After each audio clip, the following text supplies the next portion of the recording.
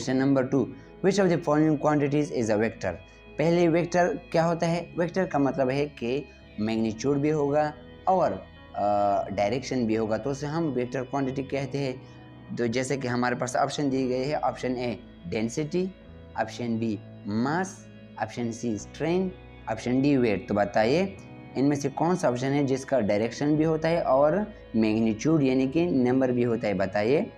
Option D wait, क्योंकि जब कोई भी वेट होता है, जैसे कि कोई बुक होता है, तो उसका एक वज़न भी होता है, यानी कि कुछ ग्राम में होता है, और इसके साथ साथ ग्रेविटेशनल फोर्स भी नीचे लगता है वेट की वजह से। तो यहाँ पर हमारे पास डी ऑप्शन है वेट, जो कि वेक्टर क्वांटिटी है, मैग्नीट्यूड भी रखता है और डायरेक्शन भी है ग्रेविटेशनल फोर्स की वजह से नीचे की तरफ। तो हमारे पास राइट ऑप्शन इज डी। हमारे पास अगला क्वेश्चन है, question number 3, the wave nature of the electron is illustrated bye it's, यानी कि इलेक्ट्रॉन की जो वेव प्रॉपर्टी है वो किस वजह से डिस्कवर की गई, यानी कि इलेक्ट्रॉन की वेव प्रॉपर्टी को किसके ज़रिए डिस्कवर किया गया था? Option A photo electric effect, option B Compton effect, या ऑप्शन सी पेनिट्रेटिंग इफेक्ट, या ऑप्शन डी डायफ्रैक्शन। तो बताइए ऑप्शन कौन सा आता है? बताइए। पहले फोटो इलेक्ट्रिक इफेक्ट को जानते हैं। Option A photo electric effect जो होता है वो जब कोई भी इलेक्ट्रोमैग्नेटिक वेव पास किया जाता है मैटर पर, यानी कोई पार्टिकल पर, तो उससे इलेक्ट्रॉन इमिट होते हैं, तो उसे photo mean light electric effect कहा जाता है। यानी कि रेडिएशन को पास किया गया एक चीज़ पर, एक मैटर पर, उसे इलेक्ट्रॉन इमिट की गई है रेडिएशन के ज़रिए। तो ये तो फोटो इलेक्ट्रिक इफेक्ट हो गई, ये तो नहीं है। Option B Compton effect. Compton effect जब कोई एक्सरे या दोबारा कोई रेडिएशन कोई चीज़ को हिट करती है एटम को, तो उसकी वजह से इलेक्ट्रॉन वैलेंस शेल से रिलीज़ होंगे, और वो वैलेंस शेल से इलेक्ट्रॉन जो रिलीज़ होते हैं और उसके बाद जो रेडिएशन है उसके जो वेवलेंथ होती है वो डिक्रीज़ होती है। बिल्कुल जब पहले हिट करेगा पार्टिकल को तो फ्रिक्वेंसी ज़्यादा होगी, लेकिन हिट करने के बाद जब आगे लाइट रिफ्लेक्ट होगा तो उसकी फ्रिक्वेंसी वेवलेंथ बहुत कम ज़्यादा होगा, तो ज़्यादा होगा फ्रिक्वेंसी कम होगी। तो इस इफेक्ट को कॉम्पटन इफेक्ट कहा जाता है। तो क्या ये हमारे पास ये ऑप्शन आता है? बताइए। ये भी नहीं आता। Option C penetrating effect. Penetrating effect जब कोई चीज़ में रेडिएशन जब अंदर जाते पेनिट्रेट कर जाते, ये भी नहीं। Option D diffraction. जी हाँ, डिफ्रैक्शन जब इलेक्ट्रॉन को जब एक होल को से पास किया गया तो वहाँ पर वेव से बन गए। तो डिफ्रैक्शन ने क्या साबित किया कि इलेक्ट्रॉन है वेव नेचर का भी परफॉर्म करता है, यानी कि इलेक्ट्रॉन वेव भी होता है। और इसके अलावा डिब्रोगली एक्सेंटेस्ट डिब्रोगली इक्वेशन भी ये बताता है कि इलेक्ट्रॉन वेव नेचर का भी होता है, इलेक्ट्रॉन वेव की शक्ल में भी होता है। तो हमारे पास option D diffraction is the right option. तो इस एमसीक्यूज में आपको 3 चीज़ें और आपने जाना है इनके बारे में। The best shield against X ray to observe it, यानी कि एक्सरे को ऑब्जर्व करने के लिए कौन सा बेस्ट शील्ड होता है। यानी कि मेडिकल में एक्सरे रूम में क्या होता है, एक्सरे ख़तरनाक होते हैं, डेंजरस होते हैं। तो हम कौन सा ऐसी चीज़ इस्तेमाल कर सकते हैं जो प्रोटेक्ट करे पेशेंट को भी, और जहाँ पर एक्सरे एक्सपर्ट जो होते हैं वहाँ पर खड़ा होता है, तो कौन सा शील्ड इस्तेमाल कर सकते हैं? Option A lead, option B steel, option C iron, option D copper. बताइए, ये भी बहुत बार आ चुका है। एक्सरे को कौन ऑब्जर्व कर सकता है? ऑप्शन ए क्वेश्चन नंबर 10 के कौन सा ऑप्शन आया? Option A lead. It is very important MCQs. हमारे पास अगला क्वेश्चन है, conversion of the alternating current to the direct current, यानी कि AC टू DC कन्वर्ट करिए, कौन सा हमारे पास डिवाइस होना चाहिए? इलेक्ट्रिक करंट चैप्टर से लिया गया है। बताइए। Option A amplification, option B rectification, option C modulation, option D बोले में। तो कौन सा प्रोसेस के जरिए हम कन्वर्ट करते हैं? ऑप्शन बताइए। तो आपने पहले भी एमसीक्यूज में पढ़ा है, बताइए। Option B rectification. रेक्टिफिकेशन में क्या होता है कि AC को DC में कन्वर्ट करते हैं, AC करंट को DC में कन्वर्ट करते हैं। और एम्पलीफिकेशन किसे कहते हैं? एम्पलीफिकेशन जब स्मॉल सिग्नल को बड़े सिग्नल में कन्वर्ट करने के लिए जो प्रोसेस होता है उसको एम्पलीफिकेशन कहा जाता है। और जो मॉड्यूलेशन होता है, मॉड्यूलेशन कैसे कहते हैं, जब डेटा को रेडियो वेव में कन्वर्ट करते हैं तो इसे मॉड्यूलेशन कहा जाता है। तो हमारे पास यहाँ पर राइट ऑप्शन है, बताइए, रेक्टिफिकेशन है। Question number 38, which electromagnetic wave the smallest wavelength, ये तो मैंने आपको बताया है, स्मॉलेस्ट वेव, ये तो आपको याद होना चाहिए कि पहले किसकी वेवलेंथ सबसे कम है और फिर दूसरे की। जब वेवलेंथ कम हो तो बताइए फ्रीक्वेंसी किसकी ज़्यादा होगी, चलिए ये भी कमेंट कीजिएगा। जब वेवलेंथ ज़्यादा हो तो फ्रीक्वेंसी किसकी ज़्यादा होगी, तो यहाँ पर राइट ऑप्शन इज माइक्रोवेव। अच्छा, माइक्रोवेव की स्मॉलेस्ट वेवलेंथ है। हमारे पास अगला क्वेश्चन है, the geostationary satellites are, geostationary satellite क्या होते हैं, जैसे कि नाम से ज़ाहिर होता है, जियो मीन अर्थ, स्टेशनरी रेस्ट, यानी कि वो सैटेलाइट जो अर्थ के साथ रेस्ट में होते हैं। Option A stationary to the speed of the earth, या option B rotating with revolving, या option C rotating very fastly, option D rotating very slowly. तो बताइए, मैंने आपको पहले बताया कि stationary to the speed of the earth, यानी कि अर्थ के साथ स्पीड में स्टेशनरी होते हैं, सेम स्पीड के साथ ये रिवॉल्विंग करती है, तो इसलिए जैसे ऐसे दिखाई देते हैं जैसे कि ये रेस्ट की हालत में हो अर्थ के साथ। तो हमारे पास right option is A, which of the following is not a vector quantity, हमारे पास यहाँ पर कौन सा वेक्टर क्वांटिटी नहीं है इनमें से, बताइए। Option A electric field intensity, option B gravitational field intensity, option C magnetic induction, option D electromotive force, बताइए। राइट ऑप्शन इज, बताइए, हमारे पास राइट ऑप्शन है मैग्नेटिक इंडक्शन, क्योंकि इलेक्ट्रिक फील्ड इंटेंसिटी जो होती है उसका डायरेक्शन होता है, और इसके अलावा ग्रेविटेशनल फील्ड के भी ग्रेविटेशनल फोर्स की वजह से, और इलेक्ट्रोमोटिव फोर्स जो होता है ये भी एक ख़ास डायरेक्शन में होता है। तो यानी कि मैग्नेटिक इंडक्शन जो है ये सिर्फ मैग्नीट्यूड इसकी वैल्यू होती है, डायरेक्शन की कोई ज़रूरत नहीं होती। तो हमारे पास यहाँ पर right option is C, magnetic induction. The velocity of the projectile at its maximum height, velocity जो प्रोजेक्टाइल जो मोशन होता है, कर्व जो मोशन होता है, प्रोजेक्टाइल की मैक्सिमम हाइट पर वेलोसिटी कितनी होगी, बताइए। Right option is, option A 0, option B minimum, option C maximum, option D in between maximum and minimum. तो बताइए, जब प्रोजेक्टाइल मैक्सिमम हाइट पर पहुंच जाता है तो हमारे पास उसकी वेलोसिटी जो होती है 0 होती है, स्पीड 0 होती है, लेकिन वाई वर्टिकल लाइन पर और एक्स एक्स पर उसकी फिर भी मोशन स्पीड 0 नहीं होती। लेकिन यहाँ पर हम सिर्फ मैक्सिमम हाइट के बारे में बात बताई जा रही है और कंपोनेंट की बात नहीं बताई जा रही है। तो सिंपल हमारे पास ऑप्शन है ए 0, मैक्सिमम हाइट पर वेलोसिटी 0 होती है। अगर हम कोई बॉल ऊपर फेंकते हैं तब भी अगर मैक्सिमम हाइट पर बॉल पहुंच जाता है तब वो इसकी वेलोसिटी 0 हो जाती है। तो यहाँ पर प्रोजेक्टाइल मोशन की भी मैक्सिमम हाइट पर 0 है, ऑप्शन ए। हमारे पास अगला क्वेश्चन है, Lenz law is a particular form of law of conservation of, Lenz law जो होते हैं वो किसके लॉ ऑफ कंजर्वेशन को सेटिस्फाई करते हैं। लेंस लॉ में क्या बताया जाता है कि जब करंट प्रोड्यूस होता है किसी भी कॉइल में तो उसमें एक ऐसा direction, opposite direction current movement करेगा कि जब आप आगे मैग्नेटिक को अंदर आगे ले जाएंगे उसके सामने तो उसको रेजिस्ट करने के लिए उसका डायरेक्शन ऑपोजिट होगा। तो हमारे पास ये सिंपल से आप ये रटा कर ले कि Lenz law is a particular form of, Lenz law ये सजेस्ट करते हैं कि it is the law of conservation of what, option A charge, option B current, option C energy, option D magnetic field. तो Lenz law जो है ये conservation of the energy को satisfy करती है, यानी कि लेंस लॉ डिफाइन करती है कि लॉ ऑफ कंजर्वेशन जो है उसको उसमें एनर्जी की लॉ ऑफ कंजर्वेशन होती है।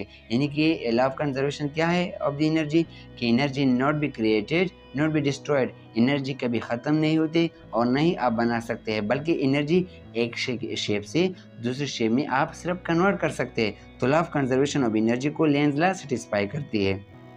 Question number 21, the number of the significant figure in x is equal to 10.00300 r, यानी कि इसमें कितने सिग्निफिकेंट फिगर होते हैं। सिग्निफिकेंट फिगर वो फिगर होते हैं जिसकी इंपॉर्टेंस होती है, आप उसको रिप्लेस या ख़त्म नहीं कर सकते। तो यहाँ पर कितने नंबरों का इंपॉर्टेंस है, ऑप्शन ए 7 नंबर इसमें सिग्निफिकेंट फिगर है, या ऑप्शन बी 8 सिग्निफिकेंट फिगर्स है, या ऑप्शन सी 5 सिग्निफिकेंट फिगर है या ऑप्शन डी 3।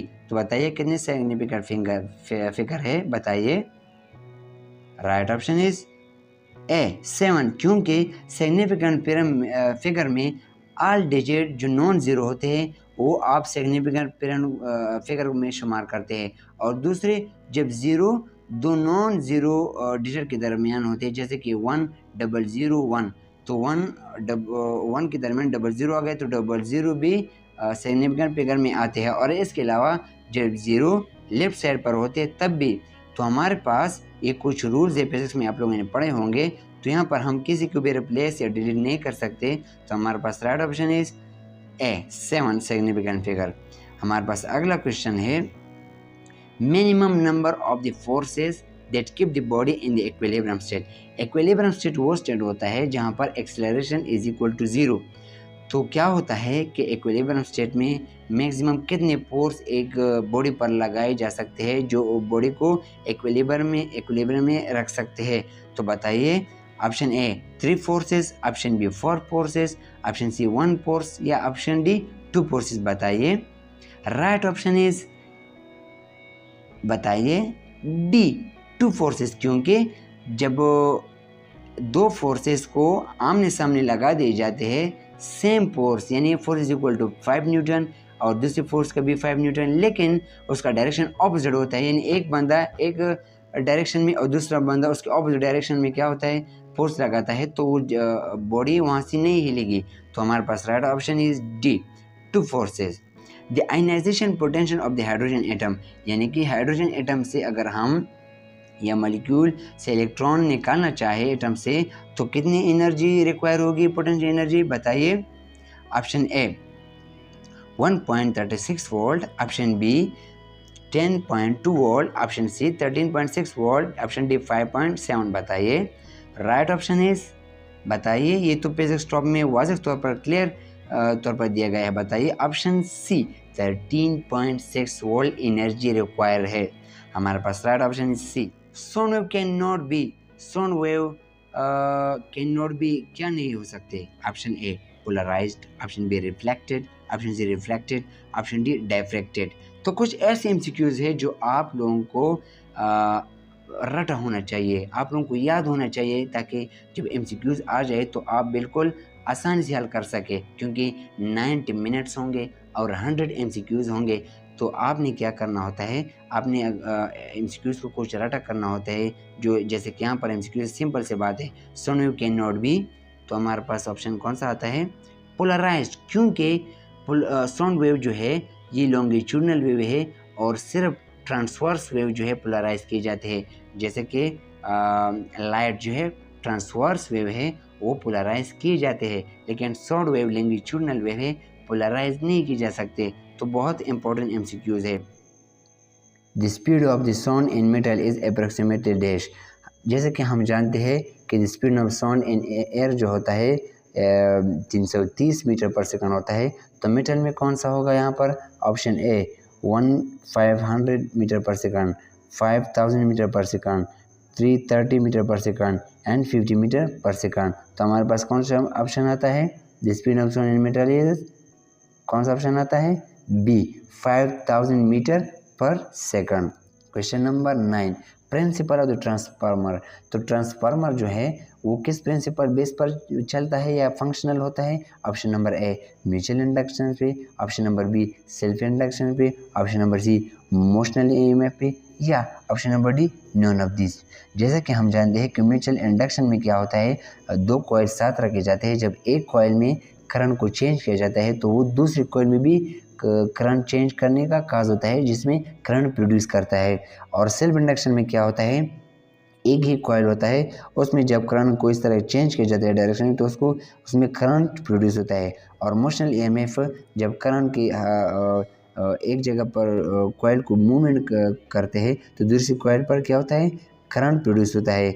और जो इसमें आता है हमारे पास ऑप्शन नंबर ए आता है म्यूचुअल इंडक्शन, यानी कि इस दो कॉइल साथ रखे जाते हैं, एक कॉइल में जब करंट को चेंज किया जाता है तो दूसरा भी करंट प्रोड्यूस करता है और करंट उसमें प्रोड्यूस होता है। तो हमारे पास म्यूचुअल इंडक्शन यहाँ पर आता है, जो ट्रांसफार्मर का मेन प्रिंसिपल होता है। हमारा अगला क्वेश्चन है the SI unit for the work का एसआई यूनिट कौन सा है? SI unit system of international unit, हमारे पास option number A newton, option number B joule, option number C newton per metre, option number D all of this. जैसा कि हम जानते हैं कि फोर्स का यूनिट कौन सा है? न्यूटन, और बी जॉल का किसका यूनिट है? वर्क का। तो हमारे पास ऐसा यूनिट ऑफ द वर्क जो होता है वो है joule. Question number 17 the dot product of the force and velocity is equal to dash. Dot product जो होता है फोर्स और वेलोसिटी का तो किसके बराबर होता है? हमारे पास क्या आता है? Option number A power, option number B impulse, option number C couple, option number D momentum. तो हमारे पास यहाँ आता है पावर, ऑप्शन नंबर ए, क्योंकि पावर को हम जानते हैं वर्क डिवाइड बाय टाइम, यानी कि जितना वर्क होता है स्पेसिफिक टाइम में तो उसे वर्क कहा जाता है। तो हमारे पास work also is equal to force dot D divide by T, और जब हम फोर्स को अलहदा करते हैं और distance divide by T velocity के बराबर करते हैं तो हमारे पास एफ वी आता है। तो यहाँ पर power is equal to F V, यानी कि the dot product of force and velocity is equal to F V. तो हमारे पास ऑप्शन नंबर ए आता है पावर। हमारे पास अगला क्वेश्चन है 18 if the velocity of the body is half the kinetic energy of the body will become dash. जब वेलोसिटी किसी बॉडी की हाफ की जाती है तो काइनेटिक एनर्जी कितनी होगी? Number 1/4, option number B double, option number C 4 time, option number D half. तो हमारे पास ऑप्शन कौन सा आता है? जैसे कि हम जानते हैं कि kinetic energy is equal to V square, directly proportional to V square, यानी कि वेलोसिटी। जब हम क्या करते हैं हम वेलोसिटी को हाफ करते हैं तो वेलोसिटी की हाफ होने की वजह से 1/2 आता है, और जब इस पर स्क्वायर लिया जाता है तो 1 की स्क्वायर तो वैसे 1 आती है, और जब 2 की स्क्वायर ली जाती है तो 4 आती है। तो kinetic energy is equal to 1 और 4। तो इसका मतलब हमारे पास ऑप्शन नंबर ए आता है 1/4, क्योंकि kinetic energy directly proportional to V square, यानी कि काइनेटिक एनर्जी जैसे कि आप जानते हैं is equal to half M V square. तो यहाँ से जाहिर पता चल जाता है कि kinetic energy is directly proportional to V square. तो वी स्क्वायर को जब मैथमेटिकली सॉल्व किया जाता है तो हमारे पास ऑप्शन नंबर ए आता है। हमारा अगला एमसीक्यूज है विच of the following properties of the light does not change with the nature of the medium. Light के वो प्रॉपर्टी जो मीडियम की तब्दील होने से तब्दील नहीं होती, तो हमारे पास वो कौन सी प्रॉपर्टी होती है? आया फ्रीक्वेंसी ऑफ द लाइट होती है, या option number B wavelength of the light होती है, या option number C speed of light होती है, या ऑल ऑफ दिस। तो जब हम लाइट को एक मीडियम से पास करते हैं और दूसरे मीडियम में जब हम दोबारा पास करते हैं यानी कि चेंज करते हैं मीडियम को, तो फ्रीक्वेंसी ऑफ द लाइट वही रहती है। तो आपको ये ज़रूर पता होना चाहिए, बाकी सब चेंज होते हैं लेकिन फ्रीक्वेंसी ऑफ द लाइट जो होती है मीडियम को चेंज करने की वजह से फ्रीक्वेंसी चेंज नहीं होती। तो हमारे पास ऑप्शन नंबर है। हमारे पास अगला एमसीक्यू है 20 when sound wave move from one medium to another quantity which remain unchanged। जब साउंड मीडियम एक मीडियम से जब साउंड वेव एक मीडियम से दूसरे मीडियम में जाता है तो कौन सी क्वांटिटी या फैक्टर चेंज नहीं होती? Option number A wavelength, option number B frequency, option number C speed, option number D intensity. तो हमारे पास जैसे कि हमने पहले पढ़ा कि मीडियम की चेंज होने की वजह से फ्रीक्वेंसी चेंज नहीं होती, तो हमारे पास क्या ऑप्शन आता है? Option number B frequency.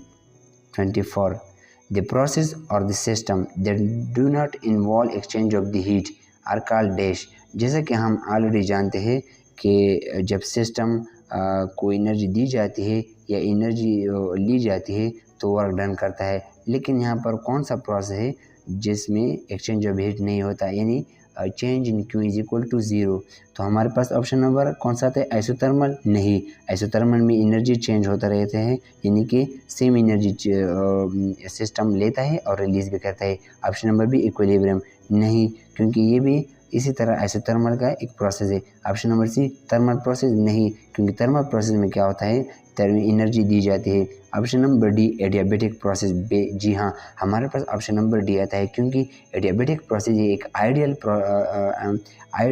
Ideal gas है जिसमें क्या होता है, जिसमें एक्सचेंज ऑफ द हीट 0 होता है। तो हमारे पास exchange of heat is equal to 0, so this process is called adiabatic process. आप लोगों को ये ये ज़रूर याद होना चाहिए, ऑप्शन नंबर डी।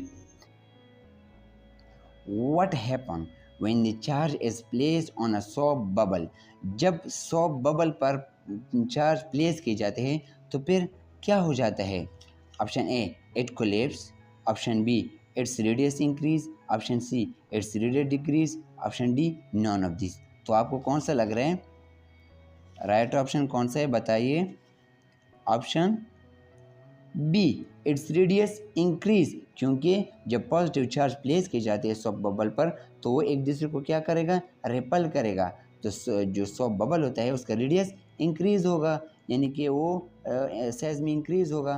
तो हमारे पास option number B is the right answer. The unit of the Planck constant is same is dash. जैसा कि आप जानते हैं कि प्लैंक कांस्टेंट कैसे कहा जाता है? जब energy is equal to Planck constant and mu यानी वेलोसिटी। तो हमारे पास जब प्लैंक कांस्टेंट को चेंज किया जाता है यानी कि is equal to E divide by mu, तो हमारे पास यूनिट क्या आता है? केजी मीटर स्क्वायर पर सेकंड। तो ये यूनिट किसके बराबर ये हो सकता है? ऑप्शन ए एंगुलर मोमेंटम की, ऑप्शन बी वर्क की, ऑप्शन सी फोर्स की, ऑप्शन डी टार्क की। तो हमारे पास इनमें से कौन सा ऑप्शन आ सकता है बताइए? ऑप्शन ए एंगुलर मोमेंटम, क्योंकि एंगुलर मोमेंटम की यूनिट भी यही है केजी मीटर स्क्वायर पर सेकंड स्क्वायर। तो हमारे पास राइट ऑप्शन इज ए। हमारे पास अगला एमसीक्यूज है, question number 12। The sound waves of the frequency more than 20 kilohertz is called, option A supersonic, option B audible, option C infrasonic, option D ultrasonic. वो waves जिसकी sound frequency 20,000 से ज़्यादा होती है तो उसको क्या कहा जाता है? राइट ऑप्शन इज, जी बताइए। हमारे पास जिसकी फ्रीक्वेंसी मोर देन 20 किलोहर्ट्ज होता है उसे क्या कहा जाता है? Option D ultrasonic.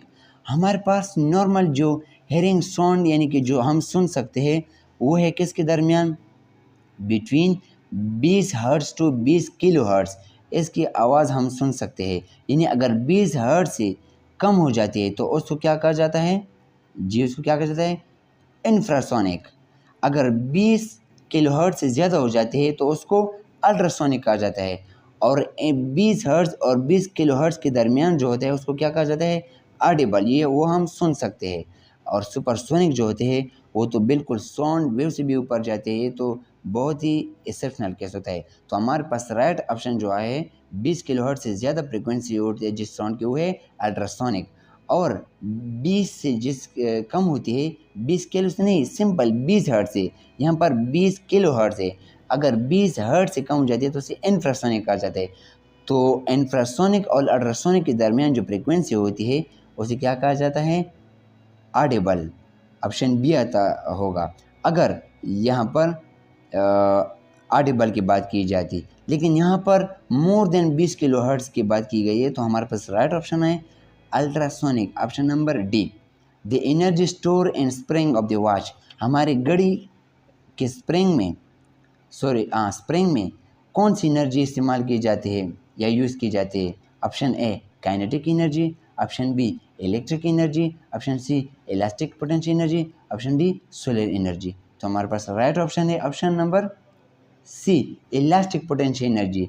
तो ये भी इम्पोर्टेंट है। पोटेंशियल एनर्जी जब स्टोर की जाती है एनर्जी तो दोबारा रिलीज़ की जाती है, यानी कि वो मैकेनिकल एनर्जी में इस्तेमाल होती है। तो फिर वो उसका जो स्प्रिंग है वो हरकत करता है तो मैकेनिकल एनर्जी में ट्रांसलेट किया जाता है या चेंज किया जाता है। तो हमारे पास यहाँ पर राइट ऑप्शन इज सी। हमारे पास अगला क्वेश्चन है, question number 20।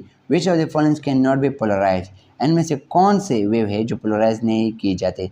Option A radio wave, option B ultraviolet rays, option C X rays, option D ultrasonic wave. तो हमारे पास राइट क्वेश्चन है, हमारे पास राइट आंसर आता है option number D ultrasonic wave, क्योंकि ये तो साउंड वेव है और ऊपर जो रेडियो वेव्स है अल्ट्रावायलेट और एक्सरे ये पोलराइज करते हैं किसी भी एटम को, यानी कि जब किसी एटम पर पड़ जाते हैं। लेकिन अल्ट्रासोनिक वेव जो होती है इसकी फ्रीक्वेंसी बहुत कम होती है तो इसलिए नहीं कर सकते पोलराइजेशन। हमारे पास राइट ऑप्शन इज डी। अगला क्वेश्चन है 21। When a ray of light enter a glass slide from air. अगर किसी रे को लाइट रे को पास किया जाता है ग्लास के मीडियम में, तो इसमें क्या होगा? Option A its wavelength decrease, option B its wavelength increase, option C its frequency increase, option D its frequency decrease. तो हमारे पास राइट आंसर है, जी बताइए। Right option is its wavelength decrease, क्योंकि हम जानते हैं कि फ्रीक्वेंसी तो वैसे भी चेंज नहीं की जाती, हमने पिछले एमसीक्यूज में पढ़ा है। तो हमारे पास क्या होगा? वेवलेंथ डिक्रीज होगा। तो हमारे पास राइट ऑप्शन इज ए। हमारे पास अगला क्वेश्चन है, moment of the inertia of an object does not depend upon dash. जैसा कि हम जानते हैं कि moment of inertia is equal to M R square, यानी कि मास और रेडियस स्क्वायर। तो मास पर भी डिपेंड करते हैं। Option A mass of the object, इसमें ये तो नहीं आता। Option B mass of the distribution, क्या ये आता है? बताइए। जी हाँ, मास ऑफ द डिस्ट्रीब्यूशन। और इसके अलावा एंगुलर वेलोसिटी पर भी डिपेंड करते हैं, क्योंकि inertia is also is equal to angular momentum divide by angular velocity. तो हमारे पास एंगुलर वेलोसिटी पर भी डिपेंड करते हैं और एक्सिस ऑफ द रोटेशन पे भी डिपेंड करता है। तो हमारे पास जो मोमेंट ऑफ इनर्शिया डिपेंड नहीं करता, किस पर नहीं करता? Option number B mass of the distribution पर। तो हमारे पास दो फॉर्मूले आ गए, I is equal to M R square, I is equal to angular momentum divide by angular velocity. हमारे पास अगला क्वेश्चन है, in streamline flow the velocity of the liquid is contact with content vessel is dash. यानी कि streamline flow में velocity of the liquid जो होती है वो वेसल में जाती है, तो कितनी स्पीड में जाते हैं वेलोसिटी के साथ? Option A 0, option B minimum but not 0, option C large, option D infinite. तो ये फिजिक्स एमसीक्यूज है। तो बताइए। Option number B minimum but not 0, minimum होती है लेकिन 0 नहीं होते, ऑप्शन बी। हमारे पास अगला क्वेश्चन है, the frequency of the second pendulum is dash. Second pendulum की फ्रीक्वेंसी कितनी होती है? बताइए। सेकंड पेंडुलम की फ्रीक्वेंसी से क्या मुराद है? जैसे कि हम जानते हैं कि सेकंड पेंडुलम की फ्रीक्वेंसी के जो टाइम पीरियड होता है 2 सेकंड होता है, इसलिए सेकंड पेंडुलम से कहा जाता है। ये बहुत इंपॉर्टेंट है। सेकंड पेंडुलम की टाइम पीरियड कितना होता है? 2 सेकंड। लेकिन हम जानते हैं कि frequency is equal to 1 divide by T, यानी कि टाइम पीरियड, यानी कि इन्वर्सली प्रोपोर्शन है। तो जब हम फ्रीक्वेंसी को इज इक्वल करते हैं 1 डिवाइड बाई टी, यहाँ पर t इज इक्वल टू 2 है, तो जब 1 डिवाइड बाई 2 लेंगे तो हमारे पास क्या आता है? 1 डिवाइड बाई 2 या इज इक्वल टू 0.5। तो हमारे पास राइट ऑप्शन जो आता है, option A 1 hertz, option B 2 hertz, option 5 hertz, option none of this. तो हमारे पास नॉन ऑफ दिस, क्योंकि 0.5 हर्ट्ज आता है, जैसे कि यहाँ पर सिंप्लीफाई किया गया है।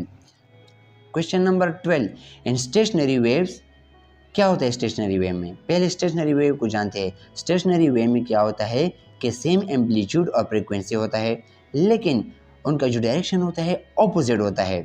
तो हमारे पास वो वेव जिनका सेम एम्पलीट्यूड फ्रीक्वेंसी होता है लेकिन डायरेक्शन ऑपोजिट होता है, तो और इसके अलावा उनकी और भी खसूसियात तो होती है। कौन सी खसूसियात? Option A there is not transfer of the energy, option B energy is constant at all point, option C page is same for the all point, option D both A and B. तो बताइए और क्या property है? बताइए। There is no transfer of the energy, जी हाँ, उनका जो डायरेक्शन होता है ऑपोजिट होता है। एक वेव राइट डायरेक्शन में जाता है, दूसरा वेव लेफ्ट में, लेकिन सेम एम्पलीट्यूड फ्रीक्वेंसी के साथ। तो हमारे पास there is no transfer of the energy occur in this stationary wave. तो हमारे पास राइट ऑप्शन इज ए। हमारे पास अगला क्वेश्चन है, in Einstein universe what is the 4 dimension. Einstein की जो थ्योरी थी उनमें 4 डायमेंशन डिस्कस किए गए थे। तो हमारा 4th डायमेंशन जो है, जो बार बार ईटे में आ चुका है, हमारे पास कौन सा है? और कैम्यू नर्सिंग कैट में भी आ सकता है। तो बताइए। ऑप्शन सी टाइम, जी हाँ, हमारे पास time is A 4 dimension. X ray use is a diagnostic tool in the medicine because of. X ray को हम इस्तेमाल करते हैं मेडिकल में एज अ डायग्नोस्टिक टूल, क्यों? ऑप्शन ए क्योंकि ये पार्टिकल प्रॉपर्टीज़ की होती है, option B cost of the X ray unit is low, यानी कि इसका जो कॉस्ट है वो कम होता है, option C high penetrating power, option D it is not electromagnetic wave. बताइए क्यों इस्तेमाल करते हैं?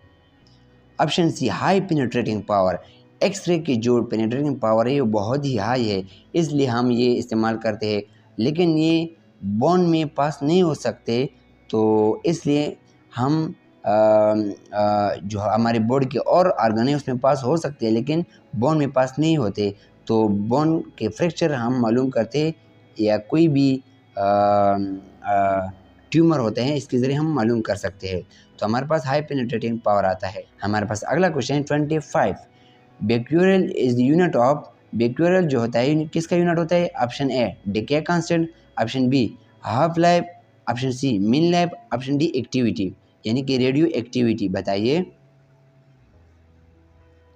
Right option is D, radioactivity. Becquerel जो होता है is the unit of radioactivity. हमारे पास अगला क्वेश्चन है, a neutron with kinetic energy equal to 0.004 electrovolt is called, यानी कि काइनेटिक जो न्यूट्रॉन होता है विद काइनेटिक एनर्जी अगर बराबर है 0.004 इलेक्ट्रॉन वोल्ट, तो कौन से न्यूट्रॉन होगा वो? ऑप्शन ए स्लो न्यूट्रॉन होगा, ऑप्शन बी थर्मल न्यूट्रॉन हो सकता है, option C fast neutron, option D both and B. अगर किसी न्यूट्रॉन की काइनेटिक एनर्जी 0.004 इलेक्ट्रॉन वोल्ट के बराबर होती है, तो वो कौन से न्यूट्रॉन होगा? बताइए।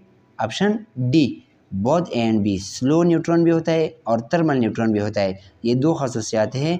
अगर किसी भी न्यूट्रॉन की एनर्जी 0.004 इलेक्ट्रोवोल्ट बराबर हो। हमारे पास अगला क्वेश्चन है, question number 32, a moving charge particle is surrounded by, अगर कोई चार्ज हरकत करता है किसी वायर में, तो वो कितने फील्ड उसके इर्द गिर्द होंगे? Option A 1 fields, option B 3 field, option C 2 field, option D 4 fields. बताइए। ऑप्शन सी 2 फील्ड्स उनके इर्द गिर्द होगा। नंबर 1, पहले तो इलेक्ट्रिकल मैग्नेटिक फील्ड है जिसकी वजह से वो हरकत करता है वायर में, तो इलेक्ट्रोस्टैटिक करंट हो गया इलेक्ट्रिकल। और दूसरा जो फील्ड होता है, जब कोई भी चार्ज हरकत करता है तो उसकी वजह से मैग्नेटिकल फील्ड भी प्रोड्यूस होता है, तो 2 फील्ड हो गए, एक इलेक्ट्रिकली और दूसरा मैग्नेटिकल फील्ड। तो हमारे पास राइट ऑप्शन आता है सी 2 फील्ड। बस अगला क्वेश्चन है, the unit of the electric field, electric field जैसे कि हम जानते हैं कि is equal to force divide by charge, यानी कि न्यूटन डिवाइड बाय कॉलम जो चार्ज का यूनिट है। तो हमारे पास right option is A newton divide by coulomb charge, option B volt divide by metre, option C joule divide by coulomb dot metre, option D अलग। तो हमारा right option कौन सा आता है? वैसे तो यूनिट जो होता है is equal to newton divide by C, यहाँ पर राइट ऑप्शन ए आता है, लेकिन हम ये जब सिंप्लीफाई करते हैं तो ऐसे हमारे पास वोल्ट पर मीटर भी आता है और हमारे पास जूल पर किलोमीटर भी, और ऑल ऑफ दी अबव। तो इसका मतलब है कि हमारे पास सिर्फ ऑप्शन ए नहीं आता बल्कि ऑप्शन बी और ऑप्शन सी भी आता है। तो all of the above, option D. हमारे पास अगला क्वेश्चन है, which electromagnetic wave have the smallest wavelength. बताइए, ये आपने पढ़ा है कल। बताइए। Option C microwave have the smallest wavelength. The penetrating power of the X ray depend upon, जो एक्सरे का जो पेनिट्रेटिंग पावर है वो किस चीज़ पर डिपेंड करता है? Option A filament current, option B operating voltage, option C the nature of the filament, option D none of this. तो हमारे पास ऑप्शन कौन सा आता है? Option B operating voltage. जैसे कि आप लोग जानते हैं penetrating power is directly proportional to the energy, यानी कि जिसकी एनर्जी जितनी ज़्यादा होगी पेनिट्रेटिंग पावर भी उतनी ही ज़्यादा होगी। और एनर्जी हमारे पास is equal to electron V, यानी कि वोल्टेज। तो जितना वोल्टेज ज़्यादा होगा उतनी एनर्जी ज़्यादा होगी, और जितनी एनर्जी ज़्यादा होगी उतनी पेनिट्रेटिंग पावर ज़्यादा होगी। तो एक्सरे की जो पेनिट्रेटिंग पावर है या एनर्जी है डिपेंड करती है वोल्टेज पर। तो हमारे पास ऑप्शन बी आता है। हमारे पास क्वेश्चन नंबर 2 है, the reciprocal of the bulk modulus is called. जो रेसिप्रोकल है बल्क मॉडुलस का, उसको क्या कहा जाता है? Option A plasticity, option B conductivity, option C compressibility, option D ductility. तो पहले तो हम बल्क मॉडुलस को जानते हैं कि बल्क मॉडुलस क्या है।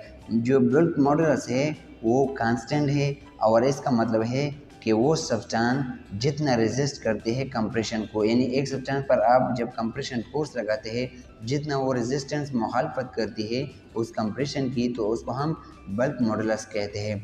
और इसके ऑपोजिट यहाँ पर रेसिप्रोकल ऑपोजिट के बारे में पूछ रहे हैं, तो हमारे पास बल्क मॉडुलस की ऑपोजिट कौन सी है, हमारे पास कौन सा ऑप्शन आता है, ऑप्शन सी कंप्रेसिबिलिटी, यानी कि जितना एक चीज़ को आप कंप्रेस करते हो उस कंप्रेस हो जाता है तो वो कंप्रेसिबिलिटी होती है। तो reciprocal of the bulk modulus is called compressibility. हमारे पास राइट ऑप्शन है सी।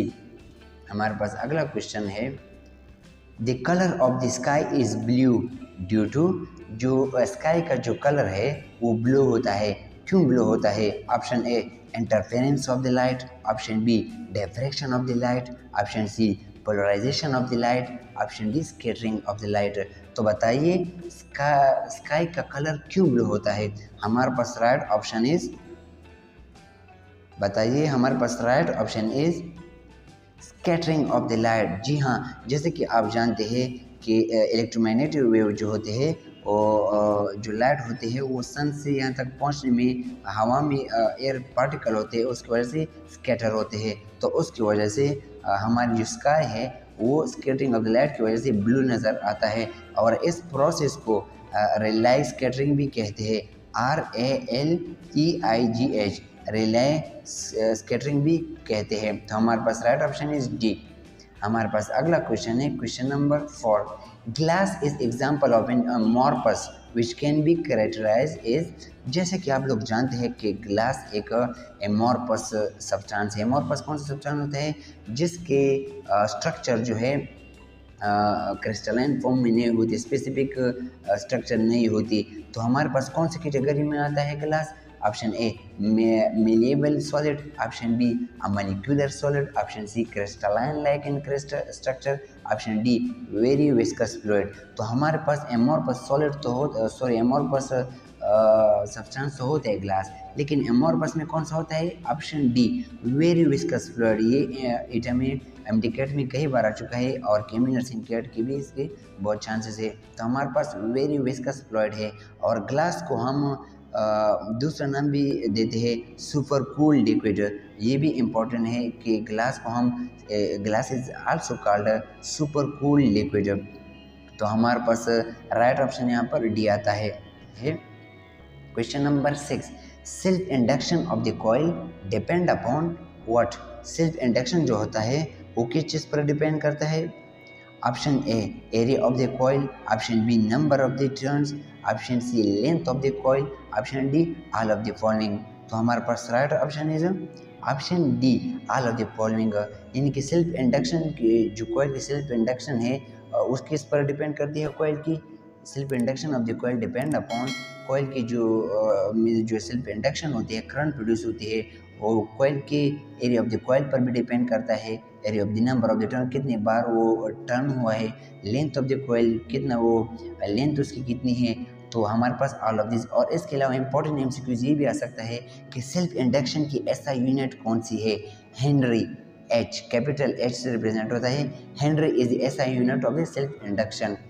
हमारे पास अगला क्वेश्चन है, क्वेश्चन नंबर 7, the amount of the energy required to eject the electron from the metal surface. हमारे पास वो कौन सी एनर्जी है रिक्वायर होती है जो कि मेटल की सरफेस से इलेक्ट्रॉन को इजेक्शन के लिए इस्तेमाल होती है, यानी कि रिमूवल ऑफ द इलेक्ट्रॉन के लिए इस्तेमाल होती है। तो कौन सी एनर्जी है? Option A work function, option B threshold energy, option C rest mass energy, option D total energy. तो हमारे पास कौन सी एनर्जी होती है किसी भी मेटल सरफेस इलेक्ट्रॉन इजेक्शन के लिए जो इस्तेमाल करते हैं? हमारे पास राइट ऑप्शन इज ए, क्योंकि वर्क फंक्शन वो एनर्जी होती है जो मेटल सरफेस से इलेक्ट्रॉन रिलीज़ करता है। लेकिन अगर इसमें मेटल सरफेस का इस्तेमाल ना हुआ हो तो हमारे पास कौन सा ऑप्शन आता है? हमारे पास यहाँ पर नहीं है, लेकिन आयनाइजेशन एनर्जी आता है, क्योंकि आयनाइजेशन एनर्जी और वर्क फंक्शन में ये डिफरेंस है कि work function metal surface electron के इजेक्शन के लिए इस्तेमाल की जाती है और आयनाइजेशन एनर्जी किसी भी एटम के शेल से यानी गैसियस फॉर्म में इलेक्ट्रॉन रिलीज़ करने के लिए हम इजेक्ट करने के लिए इस्तेमाल करते हैं आयनाइजेशन एनर्जी। तो यहाँ पर मीटर की सर्विस में क्वेश्चन ऑप्शन आता है, बताइए ऑप्शन ए वर्क फंक्शन। हमारे पास अगला क्वेश्चन है the physical quantity which produce the angular acceleration in the body. वो फिजिकल क्वांटिटी जो एंगुलर एक्सेलरेशन प्रोड्यूस करता है इन द बॉडी, तो बताइए कौन सा ऑप्शन आता है, यानी कि एंगुलर सर्कुलर मोशन प्रोड्यूस करता है। ऑप्शन ए फोर्स जब हम लगाते हैं तो प्रोड्यूस करता है, ऑप्शन बी सेंट्रीफ्यूगल फोर्स जब लगाते हैं, option C impulses, option D torque. तो बताइए कौन सा ऑप्शन आता है, ऑप्शन डी टॉर्क। टॉर्क जो है वो फोर्स होती है, जो फिजिकल वो क्वांटिटी है, वो फोर्स है जो किसी भी बॉडी में एंगुलर एक्सेलरेशन प्रोड्यूस कर सकता है सर्कुलर मोशन में। और torque is equal to R cross F, यानी कि R cross F is also called torque. तो हमारे पास राइट ऑप्शन इज डी। हमारे पास अगला क्वेश्चन है question number 9, which of the following can move with speed of light. हमारे पास स्पीड ऑफ लाइट के यानी कि जो लाइट की जो स्पीड है उसके कोई और पार्टिकल भी मोशन कर सकता है स्पीड ऑफ लाइट के साथ, उतनी स्पीड के साथ। तो कौन सा ऑप्शन आता है, इलेक्ट्रॉन स्पीड ऑफ लाइट के साथ मोशन करता है, या पॉजिट्रॉन, या ऑप्शन सी प्रोटॉन, या ऑप्शन डी प्रोटॉन। तो बताइए हमारे पास right option is D proton, क्योंकि इलेक्ट्रोमैग्नेटिक रेडिएशन जो है प्रोटॉन से बने होते हैं, और प्रोटॉन यहाँ पर हमारे पास राइट ऑप्शन है, जो कि स्पीड ऑफ लाइट के साथ मोमेंट हरकत कर सकता है। इतनी जितनी स्पीड लाइट की होती है ज़मीन को पहुँचने के लिए सन से, तो इतने एक प्रोटॉन की भी होती है, क्योंकि प्रोटॉन एक एनर्जी है इलेक्ट्रोमैग्नेटिक रेडिएशन की। हमारे पास अगला क्वेश्चन है question number 10, which of the following is also called universal gates. ये जो सारे पेजेस के एमसीक्यूज़ में पढ़ा रहा हूँ, ये बहुत ही इंपॉर्टेंट एमसीक्यूज़ है, क्योंकि इससे बहुत एमसीक्यूज़ रिपीट हो चुके हैं ऑलरेडी केएमयू कैट में और एमडी कैट में भी कई बार आ चुके हैं। तो ये एफएससी के टॉपिक्स लिए गए हैं। तो हमारे पास यहाँ पर यूनिवर्सल गेट कौन से होते हैं, option A XOR gate and NAD gate, option B NAND gate and NOR gate, option C XNOR gate and NOD gate, option D none of this. तो यूनिवर्सल गेट्स कौन से गेट होते हैं, universal gate वो gate होते हैं जिससे दूसरे गेट डिराइव हुए हो, यानी कि जो इनमें से जो भी दूसरे गेट आते हो तो वो सारे यूनिवर्सल गेट से ही बने होते हैं। तो यूनिवर्सल गेट स्पेशली कौन से होते हैं, बताइए। राइट ऑप्शन इज हमारे पास right option is B NAND and NOR gate. तो ये आपको रटा होना चाहिए, NAND gate and NOR gate. तो ये ऐसे गेट है, यूनिवर्सल गेट है, जिससे ये सारे ऑप्शन ए सी जो गेट होते हैं ये भी डिराइव होते हैं। तो हमारे पास right option is B NAND gate and NOR gate. हमारे पास अगला क्वेश्चन है the bond form between boron and hydrogen. कौन सा बॉन्ड बनता है बोरॉन एंड हाइड्रोजन के दरमियान, ऑप्शन ए क्या आयोनिक होता है, ऑप्शन बी कोवेलेंट होता है, option C coordinate covalent bond होता है, ऑप्शन डी फोटो रेस्पिरेशन। तो हमारे पास कौन सा बॉन्ड होता है, बताइए। हमारे पास third option is covalent bond, क्योंकि बोरॉन के जो 4 इलेक्ट्रॉन है वो 4 हाइड्रोजन के साथ मिलते हैं, इलेक्ट्रॉन शेयर करते हैं हाइड्रोजन के साथ। तो हमारे पास थर्ड ऑप्शन इज बी, हमारे पास 4 इलेक्ट्रॉन हाइड्रोजन एटम के साथ शेयर करता है। हमारे पास अगला क्वेश्चन है, बहुत ही इंपॉर्टेंट है, फिजिक्स का एमसीक्यूज है। The scientist who was the awarded Nobel prize for the explaining photo electric effect. वो साइंटिस्ट जो जिसे नोबेल प्राइज से नवाजा गया था photo electric effect phenomena explanation के लिए, तो कौन सा साइंटिस्ट था। ऑप्शन ए मैक्स प्लांक्स, नहीं, इन्होंने प्लांक्स से क्वेश्चन बनाया था। ऑप्शन बी कॉम्पटन इफेक्ट, नहीं, कॉम्पटन नहीं, क्योंकि इन्होंने कॉम्पटन इफेक्ट को एक्सप्लेन किया था। ऑप्शन सी लोस, नहीं। ऑप्शन डी आइंस्टाइन, जी हाँ, यंग एल्बर्ट आइंस्टाइन इन 1905 में नोबेल प्राइज से नवाजा गया था, क्योंकि फोटो इलेक्ट्रिक इफेक्ट का प्रोसेस इन्होंने एक्सप्लेन किया था।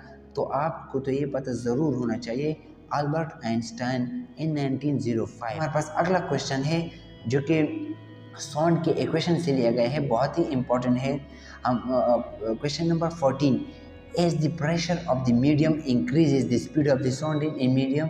अगर किसी मीडियम के प्रेशर को इंक्रीज किया जाता है तो साउंड उस मीडियम की क्या होगी? ऑप्शन ए इंक्रीज होगी, ऑप्शन बी डिक्रीज होगी, ऑप्शन सी सेम होगी, option D none of this होगी। तो बताइए, जब प्रेशर इंक्रीज किया जाता है मीडियम का तो साउंड उसमें इंक्रीज या डिक्रीज नहीं होगा, सेम ही होगा, क्योंकि जब टेम्परेचर को कांस्टेंट रखा जाता है तो प्रेशर के कोई इफेक्ट नहीं होती साउंड के, मीडियम के साउंड पर या साउंड पर। तो बहुत इंपॉर्टेंट एमसीक्यूज है। हमारे पास अगला क्वेश्चन है, the substances which undergoes deformation with small force. वो सब्सटेंस जब छोटा सा फोर्स स्मॉल क्वांटिटी में फोर्स भी लगाए तब वो उसमें डिफॉर्मेशन चेंजेस आता है। तो ऑप्शन कौन सा आता है? Option A elastic substance, option B inelastic substance, option C diamagnetic substance, option D ductile substance. तो right option is D ductile substance, क्योंकि इनमें क्या होती है? डक्टिलिटी होती है। ये बहुत इंपॉर्टेंट एमसीक्यूज है फिजिक्स का। जब आप इसमें स्मॉल फोर्स लगाते हैं तो उसमें डिफॉर्मिटीज आती है, चेंजेस आती है उनके स्ट्रक्चर में। तो ductile substance is a right option. हमारे पास अगला क्वेश्चन है, question number 21, the heating and the cooking of the food. Food को हीटिंग करना या फूड को बनाना, कुकिंग करना evenly by microwave oven is an example of. यानी कि माइक्रोवेव ओवन जो होता है एक ऐसा डिवाइस होता है जिसके ज़रिए हम क्या करते हैं? कुकिंग करते हैं, तो माइक्रोवेव के ज़रिए। तो बताइए कौन सा ऑप्शन आता है? ऑप्शन ए रेजोनेंस फिनोमेना की वजह से, ऑप्शन बी स्पेसिफिक हीट की वजह से, ऑप्शन डी डैम ऑसिलेशन की वजह से, option D none of the above. तो माइक्रोवेव ओवन जो है वो डिवाइस है जिसमें माइक्रोवेव के ज़रिए रेजोनेंस फिनोमेना होता है। तो रेजोनेंस फिनोमेना की वजह से कुकिंग होती है, हम किसी भी चीज़ को गर्म या कुक कर सकते हैं। तो हमारे पास राइट ऑप्शन इज ए। तो हमारे पास अगला क्वेश्चन है 31, a body in equilibrium must have. वो बॉडी जो इक्विलिब्रियम में होती है वो उसमें क्या नहीं होना चाहिए? Option A kinetic energy, option B velocity, option C minimum, option momentum, option D acceleration. अगर कोई भी बॉडी इक्विलिब्रियम में होती है तो उसमें एक्सीलरेशन 0 होगा, ए इज इक्वल टू 0। ये अपने साथ लिख ले।